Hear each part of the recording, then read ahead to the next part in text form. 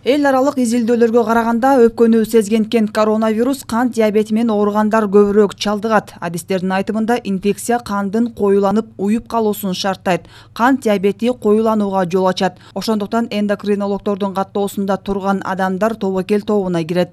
Мы говорим о том, что вакцинация поможет предотвратить. Эмдөө оорунун курчуп кетишин сактайт. Муну менен катар өлүмдөн дагы сактайт. Вакцинация ооруга чалдыктырат деген туура эмес түшүнүк. Эгер бейтап эмдөөдөн кийин ооруса, анда ал вакцинацияны ооруп жаткан учурда алган же ковид болгон адам менен байланышта болгон. Бейтап вакцина алганда алсыз болуп ооруксунат. Муну менен катар кант диабетинен жабыркагандар оорусу күчөп турган маалда же канттын деңгээли жогору учурда эмделүүгө болбойт.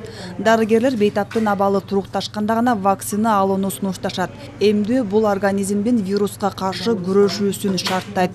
Вакцина дарылоо үчүн колдонгон табигый же жасалма түрдө алынып, жугуштуу ооруга каршы колдонулуучу суюктук эмес. Ал илдеттин алдын алат. Биз жаңы изилдөөнүн ушу результаттарын айтып, алар менен бөлүшүп атабыз. Алар өзлөрдүн ушу опыттарында бизге айтып берип атышты.